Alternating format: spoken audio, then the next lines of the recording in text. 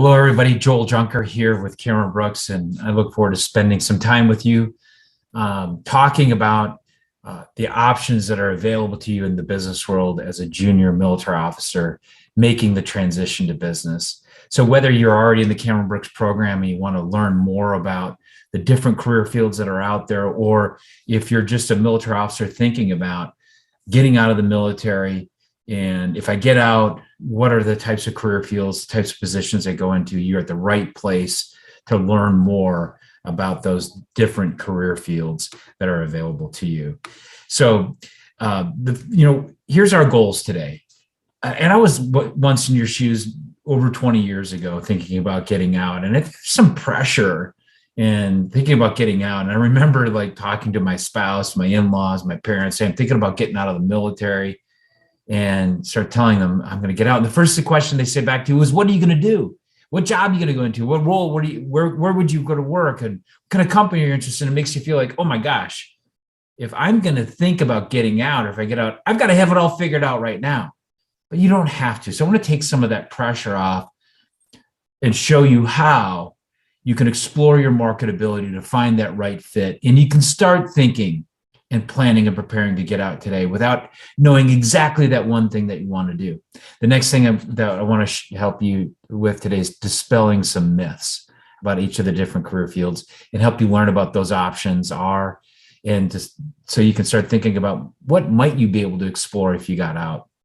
And then what the value of being able to explore those options in your career search. What is the value of seeing multiple career fields, multiple different types of industries, so that you can make a good decision? A little bit about me. I'm the senior vice president partner here at Cameron Brooks. And more importantly, I'm one of the transition coaches that are here to help the officers that we engage with learn about options in business, develop a strategy to help them reach their career goals. To get the most out of this presentation, you're watching this as a recording, of course. Be in a quiet place. Make sure you can see it all the way through. Take notes. And I encourage you to watch it from beginning to end versus stopping, pausing. And if you have a spouse or significant other, invite him or her to be a part of this with you. That's the point where I would recommend that you put it on pause and then come back to it. Go get your spouse, significant other, because it'd be great if they could see this as well, because they may have some insights where they think that you might fit also, as they probably know you really well too. And then write down questions that you'd like to engage with us in the future conversations. You're here with Cameron Brooks. We've been doing this for over 50 years, helping officers transition. We've got a great team here at Cameron Brooks that are here to walk beside you, to provide information, to listen to you, to help you get clarity on what your goals are, create a strategy and a path to help you reach them. So that's a little bit about us in the presentation today as we engage into this, the different career options. So here's what we're going to cover. Number one, take that pressure off. You don't have to have it all figured out right now. Then we'll go into the different career fields on team leadership, sales, engineering, and business analysis. And then we'll talk a little bit more about the value of that career search. And by doing and looking at a lot of options, how that can help you reach your goals and be successful in your transition to the business world. So the first thing, taking the pressure off, is back to this idea of you got to know exactly what you want to do. So really the first thing is, do I want to get out of the military? And if I want to get out of the military, do I want a business career? Versus things like, do I want government? Do I want defense contractors? Do I want to be a lawyer? Do I want to teach? Or whatever all the things that are out there. First thing is kind of a big, broad thing. It's almost like if you're a great athlete, you eventually going to have to figure out which sport do you want to play. Do I want to play baseball, play football? Do I want to play tennis? Do I want to play basketball? So this is the first decision. Which sport do I want to devote my career to? If it is business, the next question is, do I want a development position? Do I want a development career? Development meaning, do I want to be moving up into higher levels of leadership responsibility versus, do I want to be a non-development, be a subject matter expert? Well, so far, if you want a business career, you want a development, be a future leader in an organization, that's what we do at Cameron Brooks. Then the third thing is like, talking to people and learning more about those options that are out there for you, and doing research and talking to us, and we can help you do that research to figure out where that fit might be. So the next thing would be interviewing with companies. When you go to a career conference, and that if we were having you interview with the companies and the options, and then you do follow-ups, you go another layer. So when you're interviewing with companies at a conference, Karen Brooks, you're probably interviewing with 12 to 13 positions in most markets. Now, in some markets where the economy might be a little bit tighter, might be 8, 9, 10. That's a really hot market. Maybe it's 13, 14, but you're going to interview with multiple opportunities. And then you'll narrow it down from there and go on follow-up interviews and spend all day with an organization. Then you get offers. And then you make the decision. But don't feel like you have to decide all the way at the top of the funnel where you're thinking about getting out. You're going to decide at the end of this process, not now. And the great thing is you work your way down this funnel, your knowledge level goes the other direction. It goes way up. That's when you make the decision. So you're going to make a decision, decide on business, the development position, start doing research, and we can work with you on that. Then you interview with the companies, and that's like a 45-minute initial interview. Then you spend all day with the companies, a smaller version of those companies that you interview at the conference. Then you get offers and you compare them. And when you compare them, then you make the decision, and you'll make such a much better decision that you'll get on that path for your career. And at Cameron Brooks, you're going to hear this theme a lot. We're all about helping you ensure that you avoid the do-overs, getting out of the military, going into business, and going to work for a company and having to start all over because you made a poor decision or didn't find the right fit. This process helps you get to the right decision, get on board a company, make the successful transition, and avoid those do-overs. So the 4 main career fields that are out there: team leadership, sales leading to management, business analysis, and engineering management. So under team leadership, we have some subcategories: manufacturing, operations, and general management. So this is roles where you're leading teams of people. Great fit for military officers under team leadership because the majority, some career fields in the Air Force, or maybe in the Army, that you don't lead as many of teams, but by far and large, most people in the military have lead teams of people. And so they qualify for this. So before we jump into this, I want to show you why team leadership is so important in manufacturing and operations, because it is the foundation of profitability. Profitability of a company is the revenues minus the cost, and revenues are the price and volume of the products that you're making. So if you take a product that, let's say, costs $100 that your company's making and moving and distributing, the cost to make that is your labor, your equipment, safety, things you have to take into consideration, quality, how long or cycle time it takes to make it, all these factors, and these are some of the factors that go into making the product. That's the cost of the unit of that. The remainder is the profit margin. And so when you're leading teams of people, you are creating cost. I know it sounds like crazy. We're creating cost. Yes, you're actually creating cost to make the product. Labor, equipment, safety, quality, cycle time. To make the product, it costs money to do that. And if you sell it at a certain price, the difference is your profit margin. But here's the thing: the competition, the customers are constantly putting pressure on that profit margin, on that price, because they're trying to get your price to go down. That squeezes your cost. Well, team leaders in manufacturing and operation are about taking the team of people, the labor, if you will, and in the interaction with the equipment. And how do we get better safety? How do we drive better quality? How do we make it more efficiently? How do we drive down that cycle time to get that line to move backwards, as the line's constantly trying to make it more expensive because people want to make more money? You get inflation. You get safety challenges are always up. Every time you focus on making more of a product, the quality might go down. Or if every time you slow down to make a better quality product, the quantity might go down. So it's challenging. The cost is constantly going that direction. The team leader's job is to try to go that direction. Meanwhile, you're getting pricing pressure. That's why manufacturing operations is such a foundation of profitability. So keep that in mind as we start talking about these career fields of manufacturing, operations, and general management. So manufacturing is leading a team of people to assemble components or to make raw materials into a finished product. So you think about a semiconductor, you're leading a team of people to take different components to assemble them to make a semiconductor, or maybe a machine that makes semiconductors, or you've got companies that are making food and beverage products, or maybe packaging materials or medical devices. And the companies are looking for what they call servant leaders, leaders that want to be out on the production floor, delivering value to the team, serving the team, coaching, mentoring, organizing them, training them, inspiring them. To do that, you got to be on the production floor. You got to have some technical aptitude. Don't have to have an engineering degree in most cases. Don't even really, in most cases, need a technical degree, but you got to be around, like being around and leading and developing people. And you got to be like being around equipment, because it's the interaction of the raw materials and the equipment to make that product that manufacturing is involved with. And there's a variety of types of companies that recruit for manufacturing roles. Sometimes people think of manufacturing as maybe more heavy. What I mean by that is like maybe more industrial. No, many of these are incredibly clean manufacturing environments where you are got very sophisticated equipment that are controlled by what they call programmable logic controls or computer systems. You've got a lot of measures that are in place to keep this facility clean.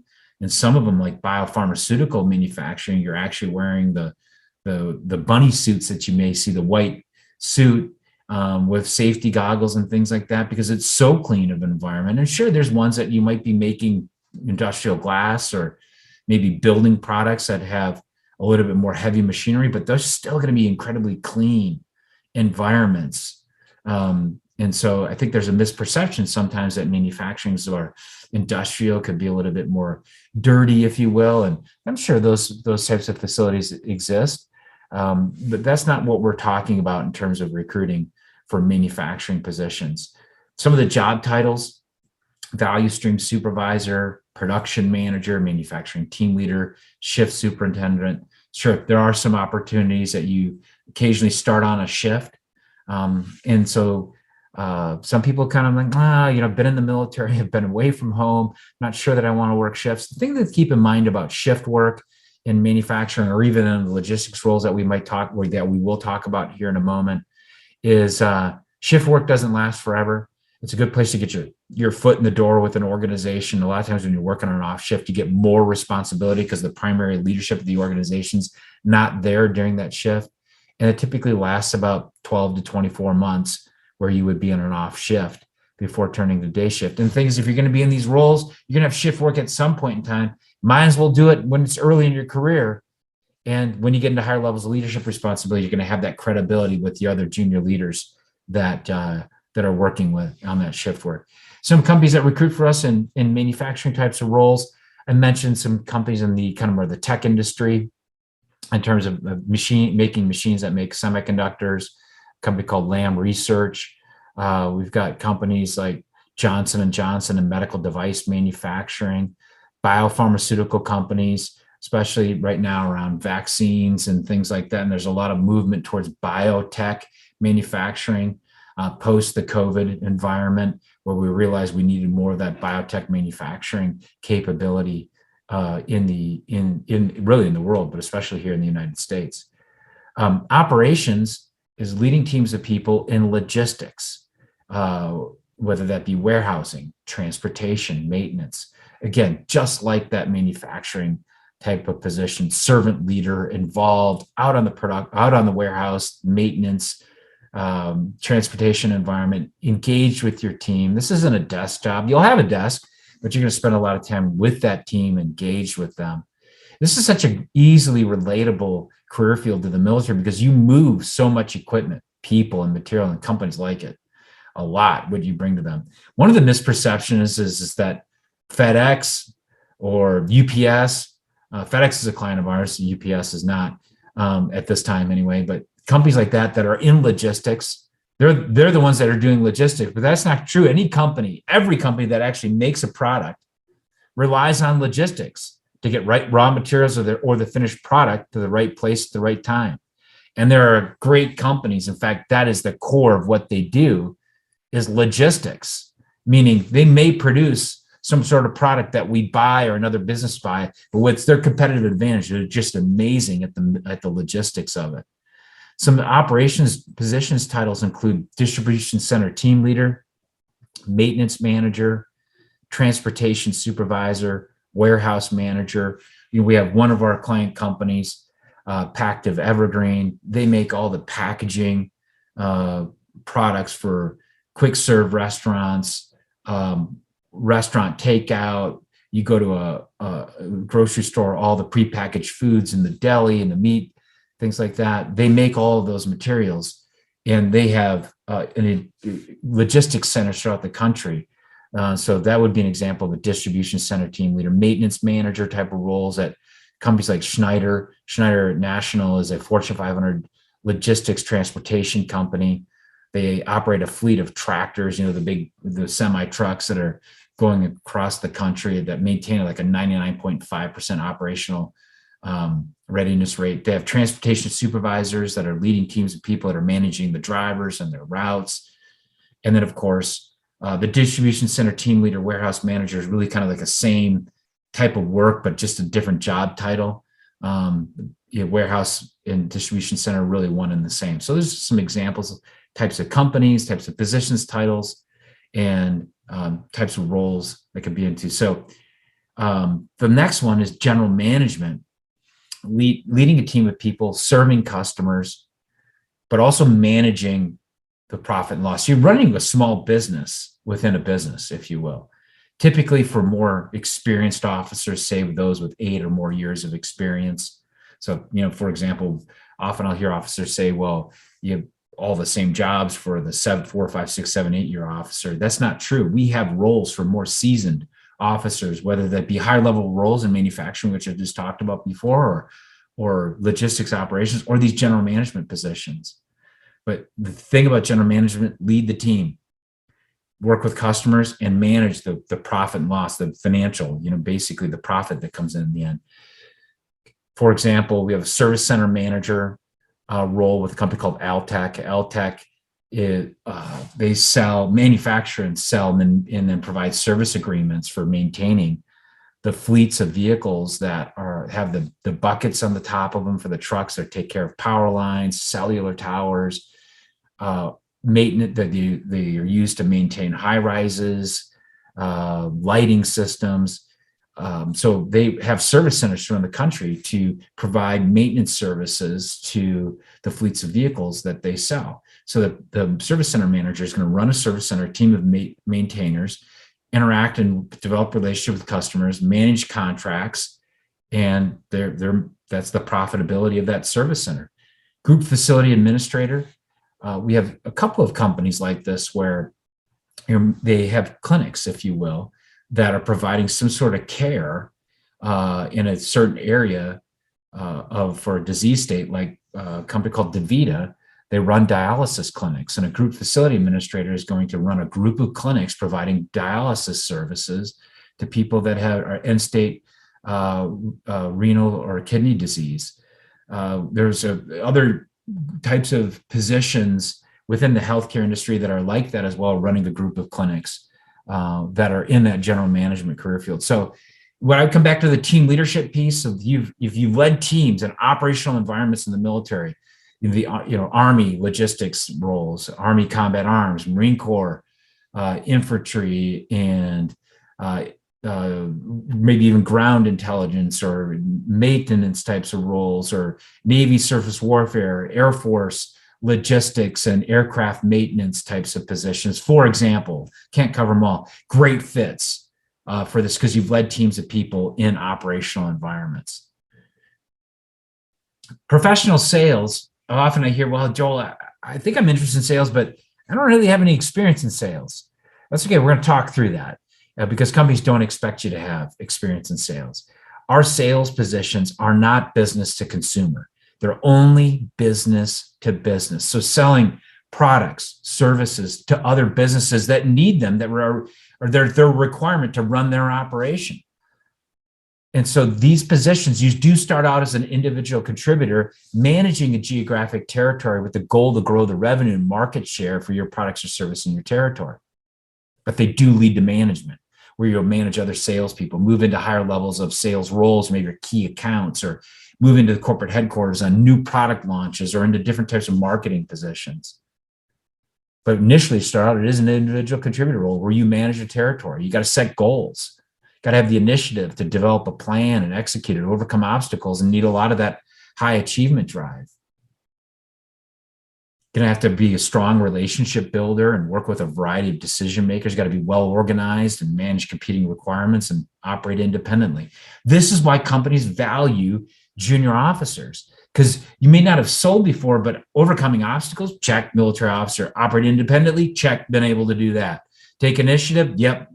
Competing requirements, done that. You have a lot of sales traits, even though you may not have done sales specifically. Some of the sales misperceptions that might help you understand, might help you get more interested in it, or based on maybe some things that are kind of holding you back.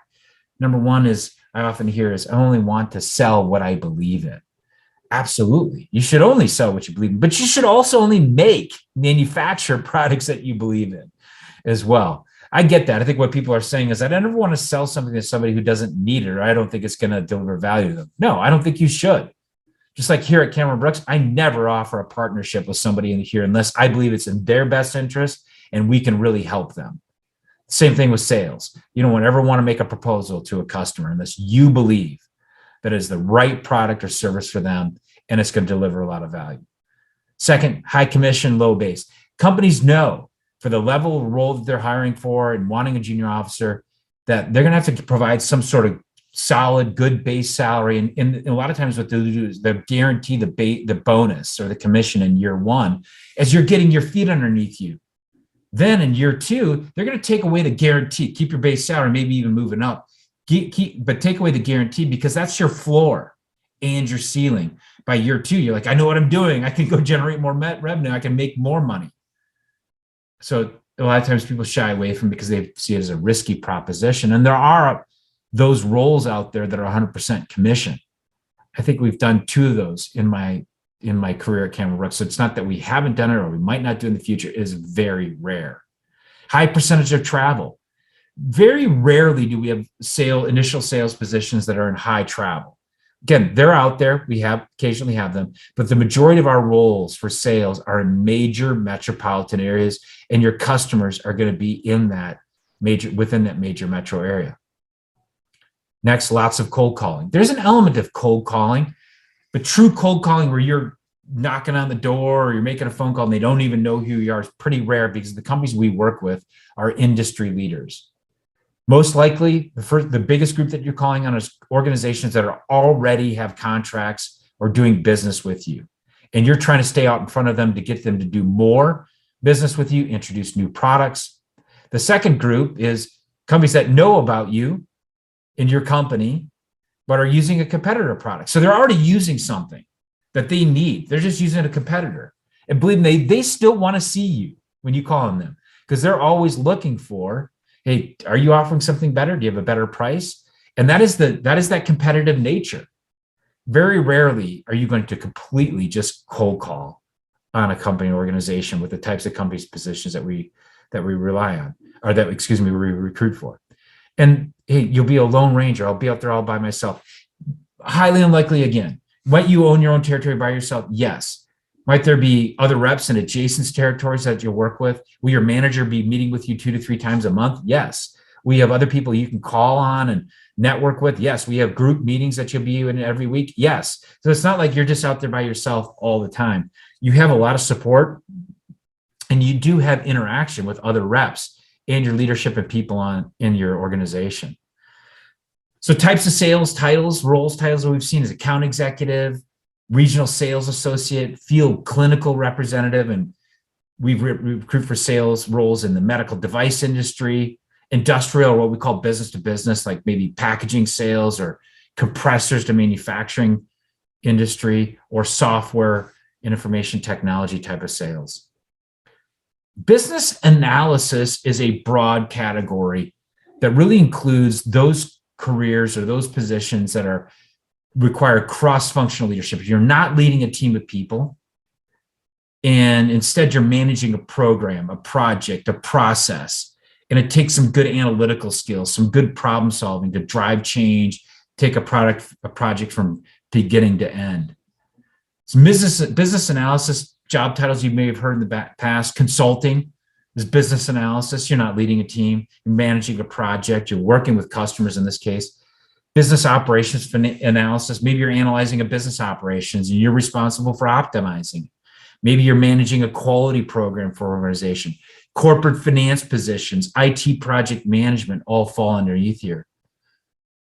Senior financial analyst, marketing associate, senior consultant, category manager, which would be like marketing, IT project manager, project implementation leader, all examples of job titles. Again, what do they all have in common? They take into common like this cross-functional leadership, analytical problem-solving type of skill set. Great fit for those of you that have analytical degrees like finance, math, engineering, science, and you've done cross-functional work in the military, maybe operations officers, program management types of roles, acquisitions. Maybe you had a shore tour in the Navy that was doing more program work, or maybe in the military you were doing standard evaluations, or in aviation community they call things like NATOPS. Those types of things fit with business analysis. So typically analytical with cross-functional work in the military, but sometimes your cross-functional work in the military has been so good that you don't need the analytical degree. For example, there's some logistics positions in the military that you've done a lot of forecasting and planning that will allow you to get into some business analysis roles that are more logistics related. By the way, I want to backtrack on sales. The sales is less about what you've done in the military, but more of how you've done it. Meaning, have you operated it independently? Have you had goals and objectives and overcome them? I wanted to say that because I've told you in manufacturing operations, which kind of career fields in the military would easily relate to that and did business analysis, and I failed to mention that in the sales piece there. Engineering management, typically need the word engineering in your degree. If not, have to have a degree that's related to engineering. So if it's not like some sort of engineering type of word in your degree, you would need something maybe like chemistry or physics, math, or maybe you have a science degree and you've been a Navy nuclear power officer, or you've done something technical in the military. So if it's not in the degree, technical, science, STEM related, heard that term, and technical in the military. So leadership, what does it take? It takes leadership, technical and project management skills for engineering management. Here's the misperception, is that engineering is non-developmental. I think there must be a misperception that if you're technical, you must be a subject matter expert. That is not the case at all. Companies need development candidates with engineering degrees because they want to move you to higher levels of leadership responsibility. And as the responsibility gets higher in an organization, you're going to oversee technical initiatives, whether that be developing a new site for oil and gas drilling, or maybe it's launching a new medical device product, or being a plant manager at a company called Corning where they make optical fiber and Gorilla Glass, or optical components for lenses that are used in telescopes or space industry. You have to have an engineering degree to be a development candidate in some of those career tracks in those companies. So are there engineers that are non-developmental and they're going to be subject matter experts? Absolutely. We don't recruit for those. But they are going to put you in engineering, technical project management roles that allow you to grow and develop to higher levels of leadership responsibility. They could be in plants. We're involved in manufacturing, where manufacturing engineers are figuring out, how do we make the product? What machines do we need? Process engineers are trying to figure out, what's the layout? What's the setup?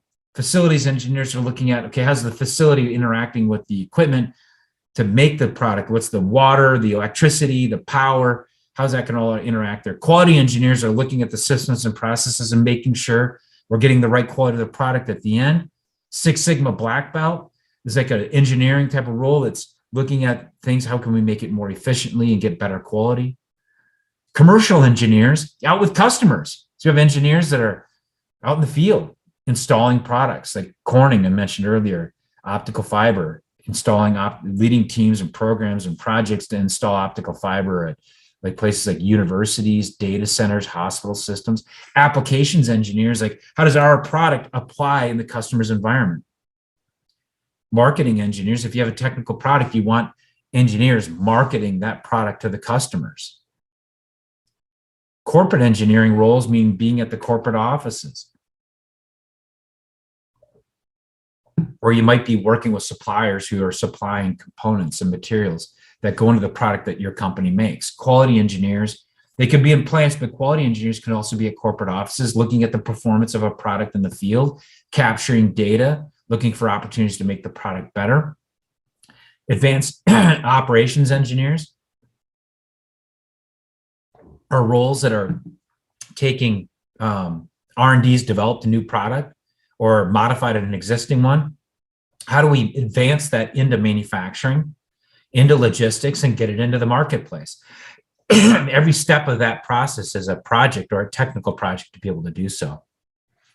So if you want to learn more about the different career fields that we represent, go to our website and you can go under the JMO section, transition decisions, and there's a subtitle career options. I recommend that because there's sample job descriptions in there.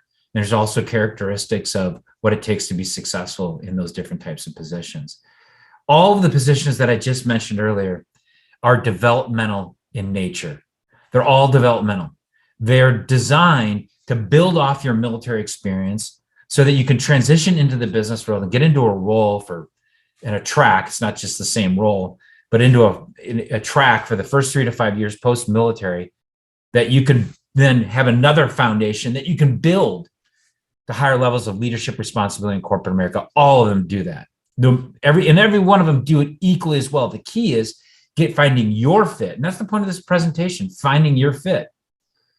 And you're going to find that companies will value you. They're going to invest in you. They're going to use your skills. You're going to have the opportunity to lead and solve problems, manage projects, and lead people. And all of them will allow you to develop a track record of success. So how to determine which ones you should interview for? First, going to take your qualifications. And this is a lot of what we do at Cameron Brooks as transition coaches. We help you discover what you're right for. So we learn about your qualifications, which includes your education, your work experience you may have had prior to going in the military, internships, hobbies that you might have, certifications. Then we spend time, what are you interested in? What have you liked doing in the military? What have you liked doing in your hobbies? What are you interested in? What do you read? So what type of work, career fields, industry interests you? This becomes then your sweet spot. The overlap of these two things becomes what you interview for, as we work down that funnel that I started off showing you with. And it leads to, if you were to interview at a Cameron Brooks Career Conference, doing a career search and interviewing for a variety of opportunities. In this case, this is obviously somebody that had a variety of career field interests and had an engineering degree because they interviewed for engineering positions, but they also interviewed for operations roles. They had sales positions. They had leadership roles, production, logistics. And the great thing is that they were able to explore their marketability. They got out there, interviewed for a variety of options. They got the value of the career search. That's what Cameron Brooks is about, helping you do a career search so that you make the successful transition, meaning onboard a great company that holds your attention to get that track record of success. But that career search allows you to compare options, seeing every option there has trade-offs, pick the best fit at the end of that funnel we started with. So your knowledge is high, you pick that best fit, you make the successful transition, and you avoid the do-overs that looks like this. You never really get on that track. So here are the key takeaways for our presentation today. You don't have to have it all figured out by yourself. You don't have to have it all figured out now. There are a variety of career options out there for military officers.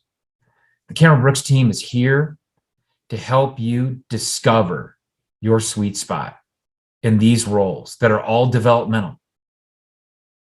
And then if you come through the Cameron Brooks program, you have the option, you have the opportunity when you come to a career conference to explore a number of options to find that right fit. And you make the choice at the end, after you've interviewed with a bunch, gone on site, or I should say in this virtual environment, done a bunch of virtual interviewing and follow-up interviews, get offers, compare them, and then avoid the missteps because you've made a good decision.